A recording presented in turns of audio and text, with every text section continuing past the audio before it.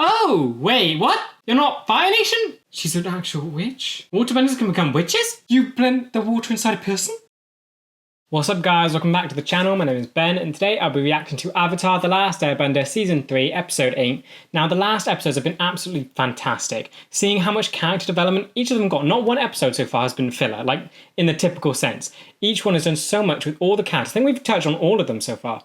Toph had her stuff with her parents, Katara had the whole mother thing, she also had the spirit stuff. Sokka got a sword, Aang has dealt, I think Aang's probably dealt with the least bit, so I wouldn't be surprised if Aang gets some more development soon. He had the main thing at the start, having to come to terms with him sort of having to hide and be a secret again and leaving the world in a state of hopelessness while they think the Avatar is dead. We've even gotten development on Azula, Zuko, Mei and Ty Lee, which is astonishing.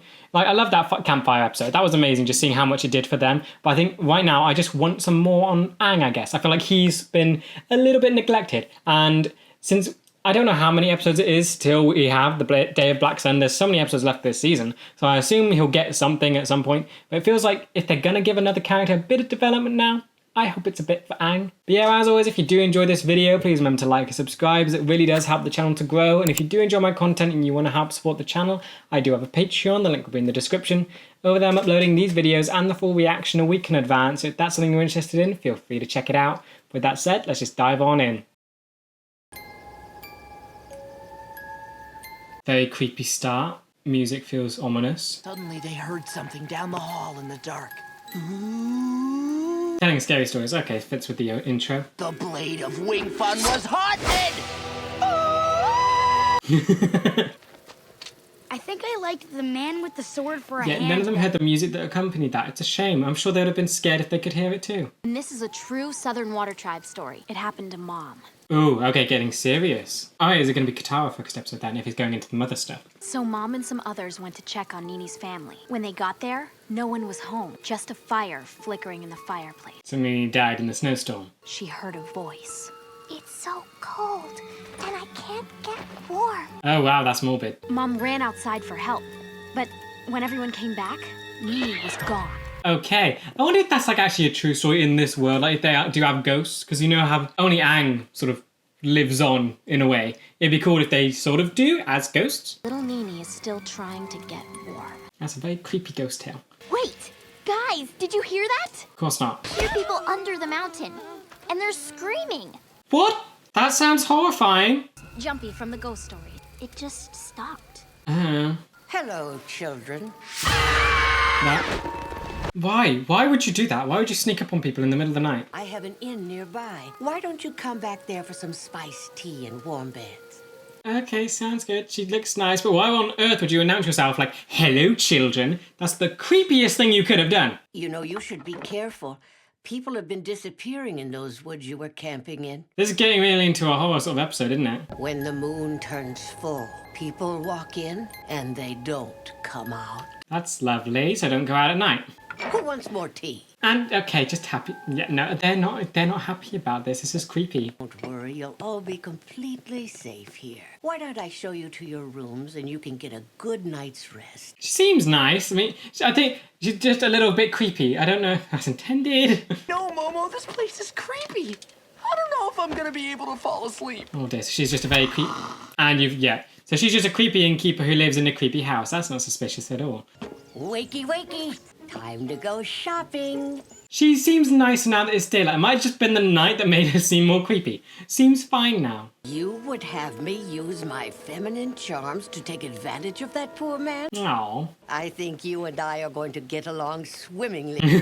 I have to send the boy to Hinghwa Island to get them, and it's a 2-day trip. Oh, right. Tomorrow's the full moon. Oh, okay, so it isn't just what the... Okay, so it is a real thing that's going on in this village. It's not just this Hammer's story. Full moons? This just reeks of spirit world shenanigans. Ooh! We'll find out what these people did to the environment to make the spirits mad. Full moon. It's got some UA. Maybe they upset UA. Could that be something? Moon stuff. And a forest. Is it a forest spirit, maybe? This is a mysterious little town you have here. Mysterious town. for mysterious children. Okay, no, even in daylight, she's super creepy. That Hama seems a little strange. Or she's hiding something. She's a nice woman who took us in and gave us a place to stay. Yeah, but maybe be a bit suspicious of it, giving you free food, free stay, and all the creepiness going on. She found 4 strange kids camping in the woods at night? Isn't that a little mysterious? Yeah, but to say it weirdly, that's weird. Sokka, what are you doing? You can't just snoop around someone's house. It'll be fine. You have no boundaries whatsoever, dude. Come on! Okay, oh no, it's just puppets. My nana's puppets. Our whole house is full of this kind of stuff. Not that creepy. Just an ordinary puppet-loving innkeeper, huh? Then why does she have a locked door up here? It's a very ominous door. People like you from snooping through her stuff. We'll see. It's just... It's empty except for a little chest. Okay, no, that's weird. That is weird. Just sitting on the floor. Sokka, what are you doing? You're breaking into a private room. Why are you using your sword to do it? I'm surprised you didn't use, like, Toph's meteor bracelet to make a key. Maybe there's a key here somewhere. Oh, hand it over. You gonna do it? Okay, yay! Why don't you just do it for, like, the actual door as well, then? This is crazy. I'm leaving.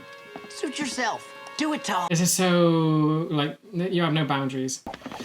I'll tell you what's in the box. And you found you, great. You don't help yourself, you look so creepy. It's a comb. It's the last thing I owned from growing up in the Southern Water Tribe. Oh, wait, what? You're not Fire Nation? Just like you, I wanted to surprise you. I bought all this food today so I could fix you a big Water Tribe dinner. This also sets up a dangerous precedent that someone's been able to recognize that they're not from the Fire Nation and actually pinpoint what place they are from. That's worrying. And I knew you were keeping a secret, so I guess we're both right. Oh dear.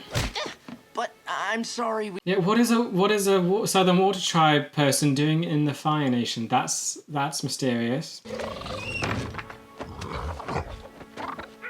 Does she know about Appa and Momo? Because that could be, what does she think of, like, Avatar stuff and whatnot? Waterbender? A waterbender. I've never met another waterbender from our tribe. Yeah, you were the only one. Fire Nation wiped them all out. I was the last one. Oh. So how did you end up out here? Yeah, this is getting more mysterious by the second. It was over 60 years ago when the raid started. Oh, the soot. We're actually going to see what it looked like back, like way back, when you had waterbenders in the Southern Water Tribe. Oh, no. Oh, the place actually looks pretty big, and it just gets destroyed. Oh, there's so many. Oh! And they're kidnapping waterbenders. They came again and Oh, again. okay, you Each time cut rounding it. up more of our waterbenders. This is so horrible. They're getting them in nets like fish. We did our best to hold them off, but our numbers dwindled as the raids continued. Oh, she was the last one left. Finally, I too was captured. They had to send all of those for her. That's impressive. The last waterbender of the Southern Water Tribe. Oh, okay, this is heartbreaking. See, the Fire Nation is weird. I feel like there's bits and pieces that make you think, oh, it's not that bad. It's the family at the top. But this makes it look very, very bad. How did you get away? And why did you stay in the Fire Nation? Big questions. Good Sokka. It's too painful to talk about anymore. We completely Yeah, understand. sure. Still creepy. I'd like to teach you what I know so you can carry on the Southern tradition when I'm... She has another master. And actually one from her tribe. That's pretty impressive. That's amazing. It would mean everything to me. I don't like that smile though. No, that looked a bit creepy. I don't trust you. You seem creepy. That could just be a fun thing. I don't know. When we were stranded in the desert, I felt like there was almost nothing I could do. Cactus juice. That's why you have to learn to control water wherever it exists. I've even used my own sweat for waterbending. Yeah, sweat bending. You're thinking like a true master. But did you know you can even pour water out of thin air? What? You've got to keep an open mind. There's water in places you never think about. Okay, I'm getting mixed feelings. That is insane, but that came off as so creepy. That is so cool. You could just make it out of thin air, so that is insane. You could actually just bend water, like I guess firebenders. They use the air to ignite the fire, and then they can just do it anyway. Katara could literally just get water from thin air. Can you tell us anything about the spirit that's been stealing people? Only one man ever saw it and lived. Ooh. Old Man Ding. Where does Old Man Ding live? Okay, leads, good. They only bloom a few weeks a year, but they're one of my favorite things about living here. Okay, so did you just... Okay, so maybe you saw the good in the Fire Nation, that's why you chose to stay? Seems odd. I met a waterbender who lived in a swamp and could control the vines by bending the water inside. Yeah.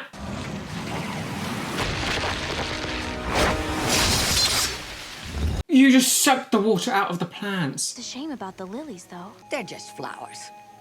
When you're a waterbender in a strange land. I guess, but that seemed different. You cared about the flowers, she didn't, I don't know. Ultimate technique of waterbending. It can only be done during the full moon when your bending is at its peak. Full moon? Isn't that dangerous? I thought people have been disappearing around here during the full moon. Yeah. 2 master waterbenders beneath a full moon? I don't think we have anything to worry about. Don't trust that, no. Is she gonna be the one kidnapping people? How though? She's an old woman. Please be a spirit. I like that this guitar has this connection. Can't you see I'm busy? And why does everyone call me that? I'm not that old. Alright. Well, I'm young at heart. Did you get a good look at the spirit that took you?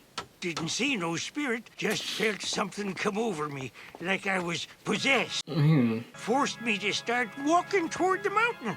Mountain? That's great. But I couldn't control my own limbs. It just about had me into a cave up there. But you saw no spirit. The sun started to rise, and I got control of myself again. I just hightailed it away from that. So it stopped as soon as the full moon disappeared. I couldn't see a spirit. I did hear people screaming under the mountain. The missing villagers must still be there. Oh no! How long has this been going on? How many, what's happening under that mountain? I can hear them. They're this way. Okay, great, great. Can you feel the power the full moon brings? For generations, it has blessed water, Oh. allowing us to do incredible things. Oh, the sounds. I've never felt more alive. She's evil. She's evil. She's doing something. What is she doing? What is she doing? I can't see anything down there. That's why you have me. Let's go. Yep, amazing. You're super useful. Metal. Yes! I love metal bending. Thank you. Bring it back again more. We're saved. Ah. Okay, yep, so that is a bunch of people. This ain't the spirit. This ain't the spirit. It was no spirit.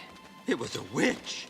A witch? She's a What do you mean? What? She seems like a normal old woman. It's her. But she controls people like some dark puppet master. She's a witch. Mama. Yes, the innkeeper. She's an actual witch? Waterbenders can become witches? Okay, cat owl. Oh dear, Katara, no. They piped in dry air and had us suspended away from the ground.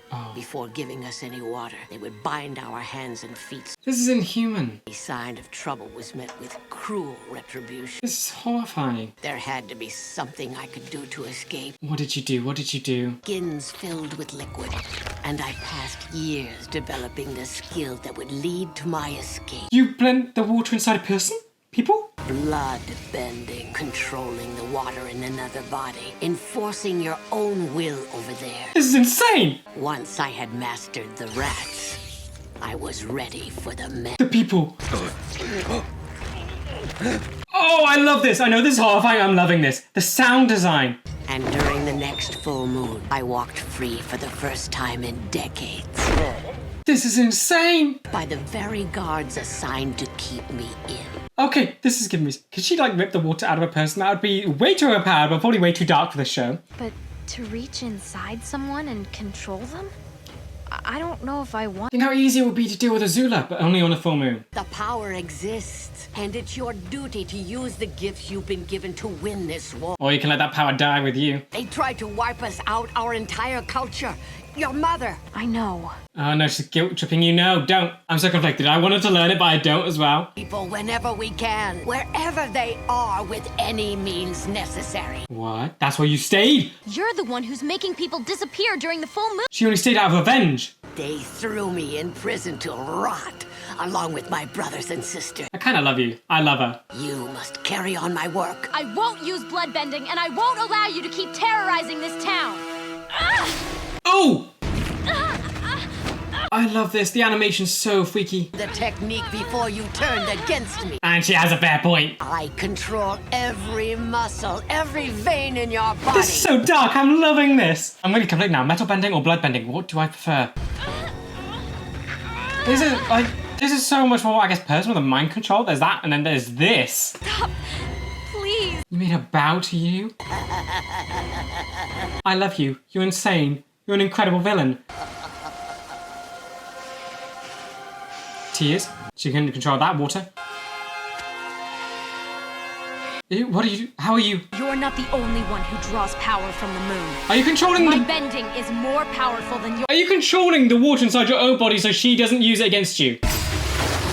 And you're using the techniques you learned from her.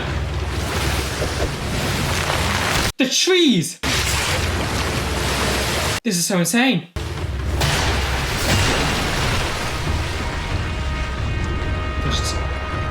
The fear in her eyes. Oh, nice! You know what you've been doing, Hama? You've Oh, no. outnumbered yourselves. Ah! Oh, I love how she's standing. She's literally a puppet master. She's got her hands like marionettes. Katara, look out! Oh, great! Brain has a mind of its own! Oh, Sokka. What can you do? Can you make can she make Aang bend? That would be a disaster. I'm sorry, Aang. If it's necessary, you gotta do it to him too. Oh, I love this. This is so creepy. She soaked the water out of trees too. And don't let them hurt each other. Oh! Ah! Oh?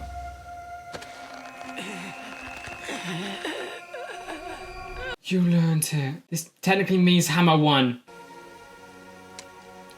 And locked up again. My work is done. Congratulations, Katara. You're a bloodbender. Yeah, wow. Okay, this is horrifying, but I love how horrifying it is. Surprisingly, the villagers would want to ask Katara too, considering that she is now a bloodbender.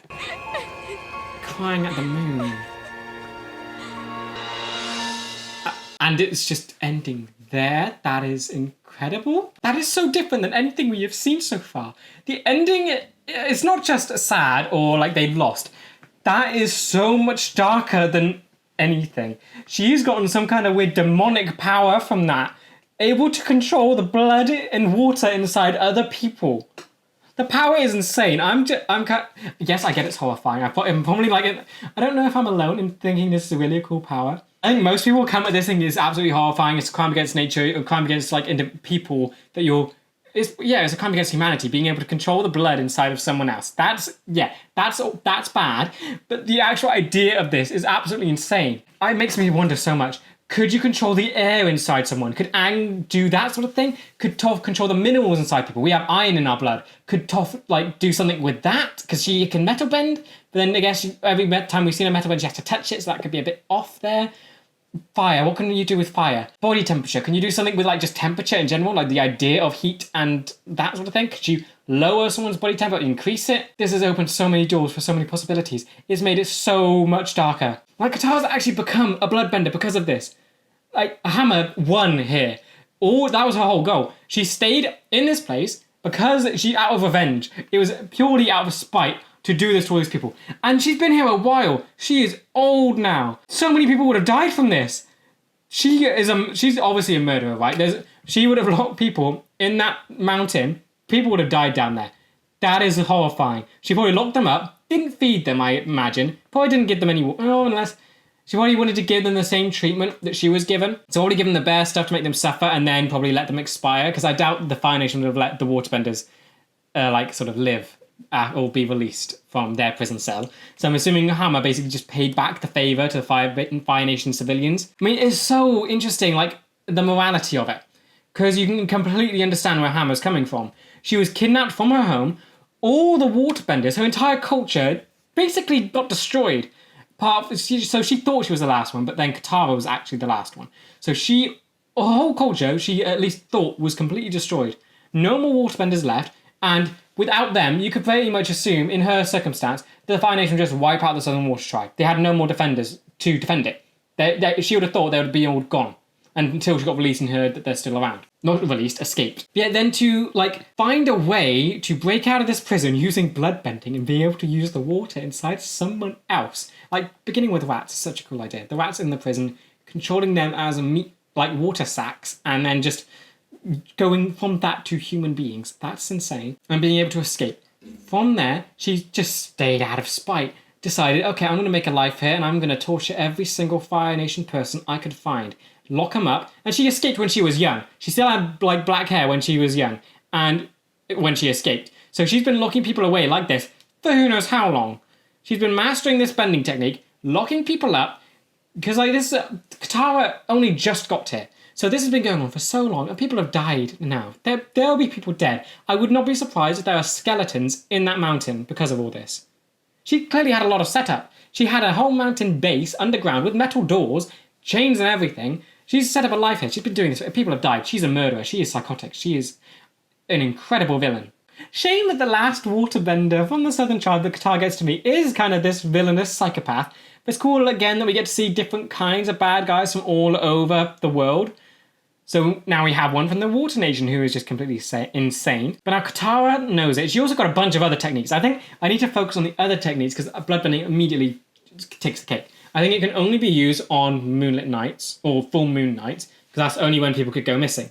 So that's like once a month, isn't it? So at least that's a pretty good nerf to the power. The power to actually control someone can only happen once a month. That's pretty good. Wonder what happened during the eclipse then. Because that's like, what would happen there? That sounds so interesting. What could Katara do during an eclipse? When the moon overshadows the sun. But yeah, so she learned how to, I think one of the most overpowered ones is being able to get water out of thin air. That is insane. That's just crazy. She could just be in prison. She might not even be locked up. She can just wave her hand, manifest water, basically, and form an ice key if she needs to get out of prison. She would have to have her hands locked up. I think the next step from here, because this has made her so overpowered, the next step would have to be not even be able to use your hands to waterbend. That would be the next level up. Being able to just do it without movement. They would make her insane. I still love that they're giving so much unique bending to, I guess, other characters beside Aang. Aang's whole thing is being able to use all the elements. Absolutely insane. But I love that he's kind of equally good at all of them, but he doesn't excel at an individual one. So I don't think he'll learn metal bending. Be cool if he did, don't think he will. I don't think he'll ever learn blood bending. That feels very much Katara related now, and just stuck with her. I wonder what they're going to do with it. Because like, she's now stuck with being able to control people like this. And I love how upset she was at gaining this power. It wasn't like a good thing. We've seen Toph be ecstatic about like being able to metal bend and just rubbing it in the two guys' face who are probably dead now. And now Katara is absolutely mortified that she had to do this. It's such an interesting episode. But yeah, and then I guess the other cool thing is that she can now get water out of plants. I thought, yeah, because she used cactus juice to waterbend before, so that was something. But now it's actually ripping water from plants and trees as well. I think I mentioned it in the last episode when she sweatbended, that she could actually like be able to take water from other things that have water in it. So it's taking it one step further from the swamp people that control the water in plants to now being able to rip it out and use it like that. And I guess another one step further from the plant thing is using the water inside people to bend. I love it so much. Water bending, oh dear, which is my favourite bending style, water or earth? Oh wow. Airbending is really getting left behind here. It's quite sad. I mean, I get it that their whole nation's been wiped out, but like, firebending has lightning, earth has metal bending, water has ice and now blood bending. What does air have? It feels so left behind. Okay, this episode was absolutely phenomenal. I mean, you did so much, but just looking at like the technique of the episode is insane. Like all the other episodes are almost light and sort of happy. We normally get these sort of like, I guess, sad episodes during the finales. The fact that it's episode 8 of season 3 is insane. So it started in like a horror vibe and ended in such a sad place where Katara gained this new ability and is horrified that she now is able to do this. It is so interesting. They basically lost against Hammer here. Her only goal was to pass on the bending style. That's what she wanted. And she succeeded. And just seeing the characters cry over this and getting this new technique, it's so different and it feels so weird. I love that season 3 is doing this sort of stuff so far because we're getting so much from like all of it. Getting in development on the antagonists with Zuko and the campfire scene and Tylee and May and Azula. Now getting an episode where they learn something new, yet it's something so horrible that they're crying at the end of the episode. And that's just where it ends. Not sort of like a conclusion of what do you do now, just ends. You've learned it, now you cry. That's it. It feels so finished in the sense that That's it. You know it. There's no undoing it. This is final. It feels so final in that way. I really love how they did this. Yeah, looking closely at Katara. So she's got another development episode, and it's insane that it's a bad part of development. She's been able to learn, yes, some really cool techniques, but it's all been tainted by this one thing that she now has to carry with her for her whole life. The fact that she knows this knowledge, and she basically has to die without passing it on, because it's something so horrifying. She's basically been given a curse. Hammer, she's ancient. She's going to die soon anyway. Her goal was to pass this knowledge on as soon as she learned that there was another waterbender from the Southern Tribe. And she succeeded. Katara now has to deal with this for a lifetime. Like, from when the moment we met Katara, she's always wanted to develop her bending and become even better.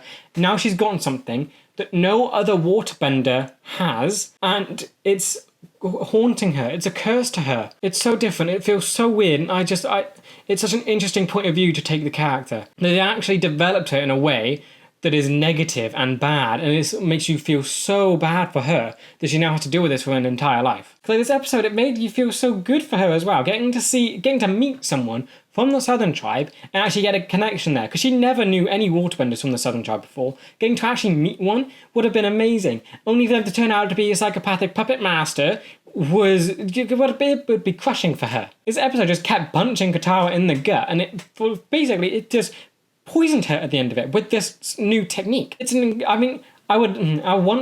I'm curious to see if she'll use it again. I feel like it's such an interesting power. I would doubt that the creators would invent it only to have it not be used again. I'd assume it would, because it's just a very cool thing to do, but its implications and effect on Katara are so interesting to analyse. It's a form of bending that is so awful that she never wants to use it. It's like someone hating, like, I guess, earthbending. It's not really, but it's like an innate thing that she now knows and now cannot use. It makes me wonder if she'll be in a life and death situation where she basically just has to use it. What effect will it have on her then? I mean, just thinking in terms of the war and stuff, it would be so easy to take down Ozai, everyone now, if she's able to control them like puppets. But of course, she can't use it. And I think it's such a good nerf to this power. I love that they've introduced something so powerful, yet it can only be used at certain times, and the actual person that can use it is so against using it to begin with. It's such an interesting idea. Hammer, I feel like she's an incredible antagonist, I'll say that. I'm assuming she's probably a very hated character. I wouldn't say hated character. She's a great villain, but not a very likeable person. She's not a hero, she's not like that. But just seeing how psychopathic she is. And the thing is, she comes from a very understandable point of view. Getting to see what the Fire Nation did to her and seeing what they did to the Southern Tribe. Yeah, you'd side with her in a lot of things with what they did. But then I would guess you'd maybe use it on soldiers, maybe use it on the people behind everything. She's using it on civilians. That's the thing, that's the line where you don't cross. The fact that she's doing it to normal people that had no impact on what happened to her. That's bad. But the fact that they made a villain so powerful and so evil, yet you can actually understand them and almost empathise with them, with what they've gone through, that is really interesting. I mean, it's a testament to their writing that they can make something so evil and so detestable, yet you almost have empathy for them. You feel like there's a part of you that thinks, yeah, it's kind of right what you're doing, but still, it's very, very bad. There are other ways to go about it. She stayed there purely out of spite. I mean, the best option for her would have been to leave and go back to the Southern Water Tribe. But I guess maybe I'm surprised the Fire Nation didn't try and come for her. Like, what? How on earth did she... Of course she escaped, but surely the guard would have said something. You have an escaped prisoner. Would they not look for her? Maybe the one guard was scared, so, terrified, because of the bloodbending, that he didn't want anyone to go after her. Because of course he wouldn't understand it. He wouldn't know that it could only happen on a full moon. So maybe he just thought that's a power that she has, that she can just control anyone at any time. So yeah, don't send people there because you could all die. That could make sense. I feel like if she was morally good, she would have gone back to the Water Tribe. The fact that she stayed out of spite, that's the tip over into villainy. Sort of feeding into the revenge and going fully into killing people under a mountain. She's bound to be a murderer. She's been doing this for a while. She escaped with brown hair, and now she's ancient. She has been doing this for her entire life in the Fire Nation. So people will be dead now, and that is all thanks to her. That is an insane villain for this show. But yeah, looking at the Fire Nation, I mean, this season it's been doing a good job at showing the good side of it, and not everyone is bad, and yes, and this and that. But then you have episodes like this, where it really changes your mind again. Seeing what the Fire Nation did to the Southern Water Tribe was horrific. How they would catch the waterbenders in nets like fish and drag them away, shove them in prisons that are completely inhumane, where they lock up their hands, deprive them of basically all their water unless it's like drip fed or in a bowl on a stick. It's horrifying that they even did that to people. Like, yes, they're soldiers, but they're actual people underneath that. They're people that went along with it. So that puts the Fire Nation back under a very awful light. So I'm wondering if they'll do another episode where it'll be like, we get to see the good side of it again, to change my opinion on it. But there's no denying that Fire Nation's history is just horrifying. And I want to know, like, what kind... do the general people know about this? Do the just citizens know what they did to the Water Tribe people? Because if they did, I want to know, would they be okay with it? Are they horrified by it? Would they uprise against Ozai because of it? I feel like they must be in ignorance. I doubt anyone who would have heard or seen this have gone along with it. Also, one quick note, I did love that they actually brought a huge amount of people to go and get armor in the Water Tribe. It was just one waterbender there, and they sent so many soldiers to come take her in. That is insane, and I guess it shows how powerful she was, even then, before she discovered bloodbending. So I guess it takes a really powerful waterbender to actually even get onto bloodbending level. But yeah, looking closely at bloodbending. Now, I am so torn. I don't know what my favourite style of bending is. Metal bending, it has my heart. Seeing that and just seeing Toph being an amazing character, inventing this technique and it being so overpowered, absolutely love it. But bloodbending is close. I love a lot of morbid and dark stuff, which ain't great for me, but like just seeing that the show has gone there. This is it's a kid's show, but seeing that they've actually gone here to do bloodbending and actually being able to control someone like this, that on itself is cool. But the way that they use it, being able to actually not just hold out your hand and control someone with your mind, but actually making it into puppetry, using like the marionette style hand movements, that is such a cool attention to detail. And it's just insane. Like, all normal bending comes with a martial arts style. The fact that this one is so separate and so unnatural that it has to go to a man-made sort of, no, I guess all martial arts are man-made, but like going from martial arts to puppetry, that is such a big shift over, and it's just so crazy to me. I love how much work they put into this style of bending that now Katara just does not want to use ever. But I think they nerfed it in such a good way. I think this is probably one of the most powerful forms of bending. Anyway, really love bloodbending just from how detailed it is in its inception. That it's not just something simple where they made Hammer a witch or something. The fact that it has layers to it and detail in the movements, and I guess it stretches away from being a martial arts form to just puppetry. It's so creepy, it feels so dark, just everything about it, I love it, and it just seems insane that someone's been able to come up with that. And just the way all the bending is moving, it feels so insane, and the fact that they've gone to such a dark place with it, love it. Yeah, looking at waterbending as a whole, this episode definitely... this episode, I would say, it negatively developed Katara in the sense that now she has to deal with this thing for her entire life, but it developed waterbending and just seeing that practice. We had it go from just being able to move water, turn it to ice, to healing, and now to being able to use it anywhere. The fact that she can make it from sweat, she can draw it out of thin air, she can use plants, she can rip it out of trees. It's made it so much more powerful than what it was. All the other benders are basically very much connected to their element. Fire, they can just ignite air, and that's how it works. Toph, she's always standing on ground and now metal, so she can get something to bend anywhere.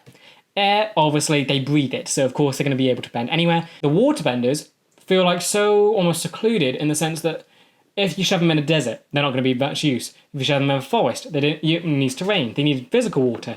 Now that's changed, and I'm hoping that Katara can at least spread those ideas and those techniques to other waterbenders, and not the bloodbending bit, but actually being able to connect with water on a much grander level, like all the other benders are. I feel like that puts them on a whole other playing field. I really hope we get to see her use more of these techniques over the next episodes of the show, because I'd love it if we get to see her draw water out of air, take it out of plants, do all that sort of stuff. Use the good techniques the Hammer's taught her, and just not the bad thing. Because I want to see waterbending develop where she doesn't have to just keep a pouch of water by her. It makes her more conspicuous, that she doesn't have to have a bendable element around her, she can just use it. She can be like Toph in that way. I will say that this episode does make me feel a bit bad for Aang and airbending as a whole as well. Yes, I wanted Aang to get more development, plenty of episodes left to do that, but airbending itself, it feels like it's being left so behind. Because yes, all the air nomads, they've been wiped out, so there's not really much you can do with it because Aang's the only one left. But seeing all the other elements expand on what they can do, it makes like airbending feel so lonely. Firebending, they have lightning, which is insane. You have earthbending with metal, and now you have waterbending, which could always do ice, healing, and now blood. Air just feels so lonely in the sense that it's just air. What else can you do with it? I feel like there's so many things you could do. You have storms you could make. You could, I guess, airbenders could make rain by mixing hot and cold air. Could they change the temperature of air? There's so much stuff that they could do with it. But I guess we'll never get to see it because, again, it's only Aang that's left with it. Overall, I feel like every episode in season 3 becomes my new favourite. This one, love it. Seeing the dark tones, the horror vibes, the way that it ended, everything about this was so different to what we've seen, and it felt so amazing to watch. It was so interesting. It was such a cool direction for the show to go down. The fact that it's gone this dark so early in season 3 makes me so curious to see what kind of stuff they will do for the final. The fact that they're very ready to play with dark themes now, because it's something I was worried about. I was hoping that season 2 it messed with more dark themes. That's what I loved, and I was hoping that was their experimental phase. Season 3, go full in on more dark themes. This is it. This is episode 8, and they're playing with this kind of level of darkness. So whatever's next, I cannot wait for, and I think this episode serves as a great example of what should come from this. I hope it doesn't end here. If it ends here, I'll be so disappointed. But if they do more dark stuff like this, I'll be so happy, because it's such an insane way to do it. It's still aimed at a kid and young audience, yet it plays with something so dark, and like so many dark techniques as well. The way that it does it, it unnerves you. It makes you feel weird. It's not exactly super evil. It's not something that kids shouldn't watch. I guess just the way they've done it allows someone to feel uneasy. It sets up that darkness, lets it feel, I guess, darker than it actually is. I think, yes, it is dark, but if you look at it without the techniques, without what they've done, they have just used the blood inside someone to move their muscles and stuff. Not a particularly dark theme, not like playing with life and death and stuff like that. That's much more, I guess, darker. But this, the way they did it, made it feel so much darker, and I just love that the writers have been able to do that. Makes me so excited for whatever's coming next. Day of Black Sun. Aang's like fighting Azula or Ozai, still not sure which would end up being the main villain. They feel like both could be at this point. Whatever happens, I cannot wait to see all of it. But yeah, with that said, that does bring me to the end of this video. I hope you guys enjoyed, and I will see you in the next one for Season 3, Episode 9. See ya!